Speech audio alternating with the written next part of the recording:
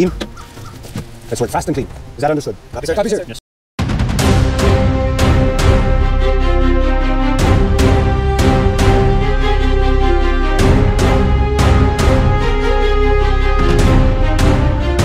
Dito nga ay lumapit itong si Miguel kila Andres at sinabi nito na kanina pa daw niya napapansin na pinag-usapan siya nila JB. Ngunit sinabi dito ni Andres na hindi siya pinag-usapan nito at biglang natauhan si Miguel at sinabi na lang nito baka daw dala lang ito ng pagod at agad naman itong umalis at nagtataka ang tatlo dito. Kanino ko pa napapansin Pinag-uusapan niyo ba ako? No? Ano sinasabi mo, Miguel? Ngayon nandito ako. Hindi, sabihin niyo sa akin totoo. Nandito na ako ngayon. Sabihin niyo sa akin ng diretso. Miguel, hindi ka namin pinag-uusapan.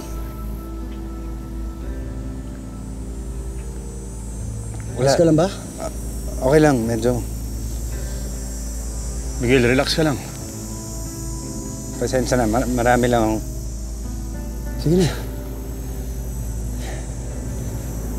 Habang nagtataka naman ang tatlo itong si Gab naman ay napapaisip kung naiwan sa van ang medkit nila at agad naman nilabas ni Thomas ito at pinakita kay Gab at itong si Gab naman ay nagulat dahil binagsak ito ng malakas ni Thomas at sinabihan siya ni Gab na gumalaw ito ng maayos at seryosohin ang trabaho at maging profesional ito na agad naman sinagot ni Thomas na maayos naman daw ang pagtatrabaho niya at itong si Gab daw kasi ay hindi tumitingin at biglang nauntog itong si Thomas dahil hindi siya nakatingin na sinabi naman ni Gab na ang bilis din pala ng karma sabay tawa nito. Guys, naiwan nata sa van yung medkit, no? Yeah. Okay ka lang? Pwede ba maging professional ka? Anong professional? Ano pa ba ginagawa ko? Pwede ba unahin mo yung kontrata? Ano pa ba ginagawa ko? Okay. Kanina pa nandiyan yun. Gusto ko lang unahin mo yung kontrata. Pwede sana ginagamit mo yung mata. Oh. Ano ba yan, Tomas? Ang bilis ng karma, no? Okay ka lang? Thank you! Thank you, Tomas! At pagkatapos naman magpasalamat ni Gab kay Thomas ay kinausap na sila ni Greg upang sabihin ang plano sa kanila at pinakita nito ang blueprint ng hotel at sinabi nito na hindi nila alam kung ano nang nasa loob kaya sinabi nito na ang kanilang mata ay si Max at sinabi din nito na meron na silang listahan ng hostages at staff at hawak na nila ito at ang mission nila dito ay masecure ang lahat ng hostages. Ito ang blueprint ng hotel. We've mapped out the routes, although hindi natin alam kung ano talaga nangyayari sa loob. Max, ikaw ang mata namin doon. Entry point, and watch out itong northeastern corner. It's a blind spot. Meron na rin tayong listahan at head count ng lahat ng guests and hotel staff. So, everyone is accounted for. According to our intel, we're green. Our mission objective is to secure all the hostages. Habang pinag-usapan nila ang plano, may isang babae na buntis ang nasa loob ng hotel na kung saan ito ay nagtatago at gusto nitong lumabas kahit na delikado. At habang tumatakas ang buntis sa isang kwarto naman ay nandun ang isang matandang babae at niyaya na ito ng isang babae na magtago na sila sa kwarto. Ngunit ang sabi ni Lola ay hihintayin niya itong si Abel yun ay ang kanyang asawa ngunit mamadali na itong babae na makapagtago sila dahil baka mapuntahan na sila ng mga taong masasama at itong si Lolo naman na asawa ng matandang babae ay sinusubukan siyang tawagan ngunit wala daw sumasagot kaya sinabi nito na mas maganda sigurong puntahan na lang nito ngunit pinigilan siya ni Joel na sawa ng buntis na babae at sinabi nito na wag dahil delikado. Lola, wait. Gusto mo magpahinga tayo sa kwarto mo? Ay, Lola, dali. Hintayin ko si Abel. Lola, please. Pauwi na si Abel. Mamaya na, hintayin ko si Abel. Wala sumasagot. Buti pa kaya, puntahan ko na lang. Tama. Huwag na mo. Hindi ligtas. Ano gagawin natin?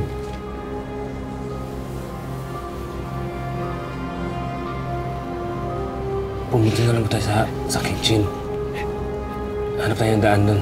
At sa kabilang banda naman ay nandun si Muñoz at tinanong ang isang lalaki na kung nagpapasakop ba ito sa kaloob ng Diyos at sumagot ito.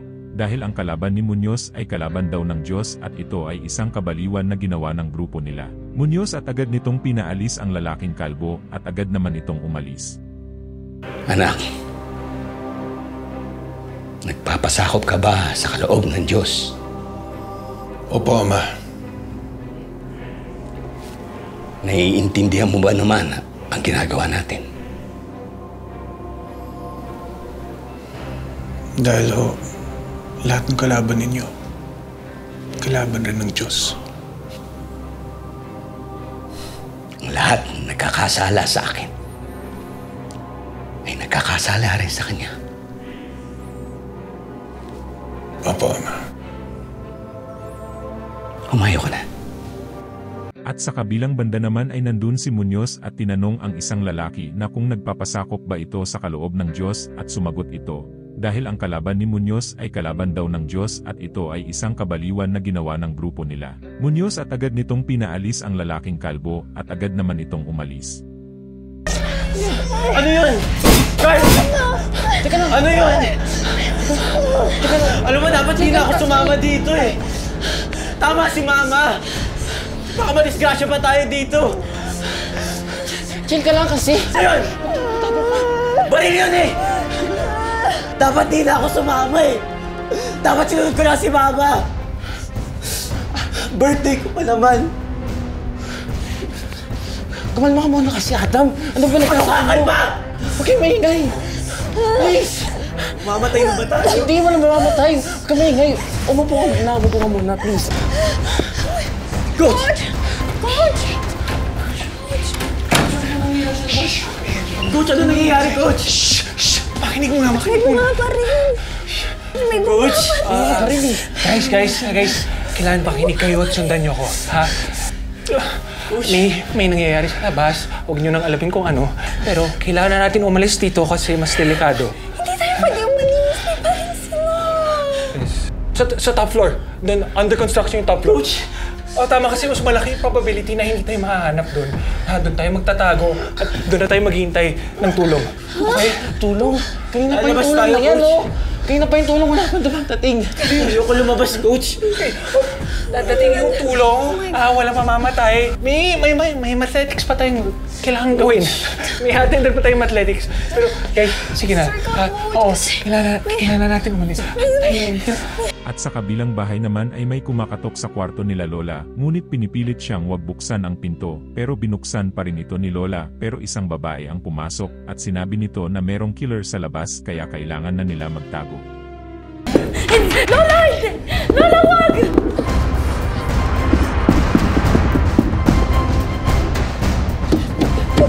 Lola!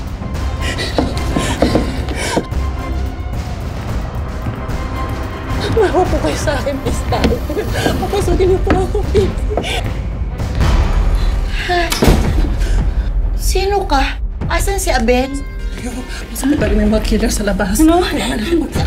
Lola, Ganda, maglalaro tayo ng tago-taguan, okay? Bawal maingay. Bawal maingay. Doon tayo. Tatayuan tayo. Opo, tara na. At dito nga ay sinabi ni Greg na wag muna makipag-engage dahil hanggat hindi pa nila nase-secure ang mga hostages dahil dapat masigurado muna nilang ligtas ang mga tao dito. To be clear, we will not engage hanggat hindi natin naliligtas lahat ng hostages. Okay? Team, let's work fast and clean. Is that understood? Copy, sir. Copy, sir. Yes, sir. Good. Gear up. Ready, sir.